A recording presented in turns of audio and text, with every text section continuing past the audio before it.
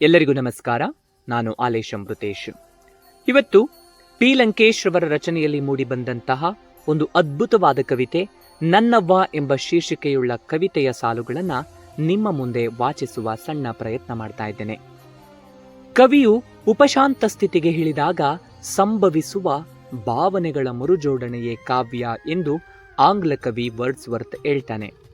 ಇಂತಹ ಕವನವು ಶೋಕಗೀತೆಯಾಗಿದ್ದರೂ ಸಹ ಕಾವ್ಯದ ನಿಯಮಗಳನ್ನು ಅನುಸರಿಸುತ್ತವೆ. ಉದಾಹರಣೆಗೆ ಪುರಂದರದಾಸರ ಗಿಳಿಯು ಪಂಜರದಲ್ಲಿಲ್ಲ ಕವನವನ್ನ ನೋಡಬಹುದು.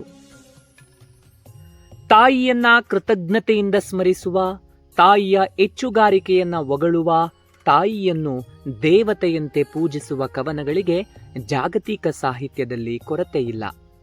ಆದರೆ ಪಿ ಲಂಕೇಶ್ ರವರ ಈ ಕವನವು ತಾಯಿಯನ್ನ ಚುಚ್ಚುವ ವಾಸ್ತವದಲ್ಲಿ ನೋಡುತ್ತದೆ. ಲಂಕೇಶ್ ರವರ ತಾಯಿ ನಮ್ಮ ನಾಡಿನ ಸಾವಿರಾರು ಹೆಣ್ಣು ಮಕ್ಕಳಂತೆ ಮಣ್ಣಿನ ಮಗಳು. ಈಕೆ ಮಣ್ಣಿನಲ್ಲಿಯೇ ಹುಟ್ಟಿ ಮಣ್ಣಿನಲ್ಲಿಯೇ ಬದುಕು ಮಾಡಿ ಮಣ್ಣಿನಲ್ಲಿಯೇ ಮಣ್ಣಾದವಳು. ಅವಳ ಒರಟು ಬದುಕಿನಂತೆಯೇ ಇಲ್ಲಿ ಬಳಸಿದ ಭಾಷೆಯೂ ಕೂಡ ಒರಟೆ. ಇಲ್ಲಿ ಈ ಕವಿತೆಯಲ್ಲಿ ಲಂಕೇಶ್ ರವರು ಕೊಡುವ ಉದಾಹರಣೆಗಳಂತೂ ಗ್ರಾಮೀಣ ಪ್ರದೇಶದ ಪ್ರತಿಯೊಬ್ಬರ ಮನಸ್ಸು ಮತ್ತು ಎದೆಯನ್ನ ಮುಟ್ಟುವ ಪ್ರಯತ್ನದ ಸಾಲುಗಳಾಗಿವೆ. ಕವಿತೆಯ ಸಾಲುಗಳನ್ನು ನೋಡೋಣ. ನನ್ನವ್ವ ಫಲವತ್ತಾದ ಕಪ್ಪು ನೆಲ, ಅಲ್ಲಿ ಹಸಿರು ಪತ್ರದ ಹರವು ಬಿಳಿಯ ಹೂವಬ್ಬ.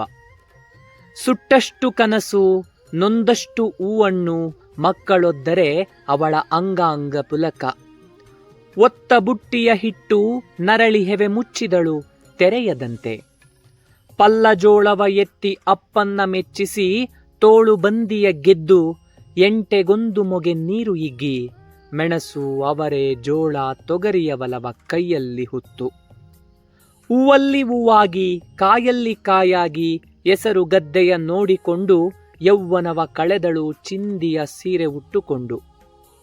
ಸತ್ತಳು ಈಕೆ ಬಾಗು ಬೆನ್ನಿನ ಮುದುಕಿಗೆ ಎಷ್ಟು ಪ್ರಾಯ, ಎಷ್ಟು ಗಾದಿಯ ಚಂದ್ರ ಒಲೆಯೆದುರು ಹೋಳಿಗೆಯ ಸಂಭ್ರಮ. ಎಷ್ಟೋ ಸಲ ಈ ಮುದುಕಿ ಹತ್ತಳು ಕಾಸಿಗೆ, ಕೆಟ್ಟ ಪೈರಿಗೆ, ಸತ್ತ ಕರುವಿಗೆ. ಎಷ್ಟೋ ಸಲ ಹುಡುಕುತ್ತಾ ಊರೂರು ಅಲೆದಳು ತಪ್ಪಿಸಿಕೊಂಡ ಮುದಿಯ ಎಮ್ಮೆಗೆ.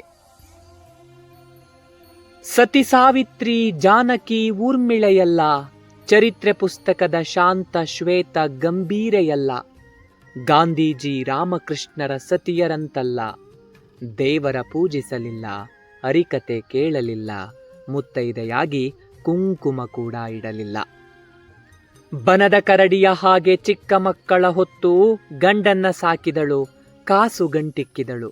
ನೊಂದ ನಾಯಿಯ ಹಾಗೆ ಬೈದು ಗೊಣಗಿ ಗುದ್ದಾಡಿದಳು. ಸಣ್ಣತನ ಕೊಂಕು ಕೆರೆದಾಟ ಎಲ್ಲವೂ ಕೋತಿಯ ಹಾಗೆ. ಎಲ್ಲಕ್ಕೆ ಮನೆತನದ ಉದ್ಧಾರ ಸೂತ್ರ. ಈಕೆ ಉರಿದೆದ್ದಾಳು, ಮಗ ಕೆಟ್ಟರೆ ಗಂಡ ಬೇರೆ ಕಡೆ ಹೋದಾಗ ಮಾತ್ರ.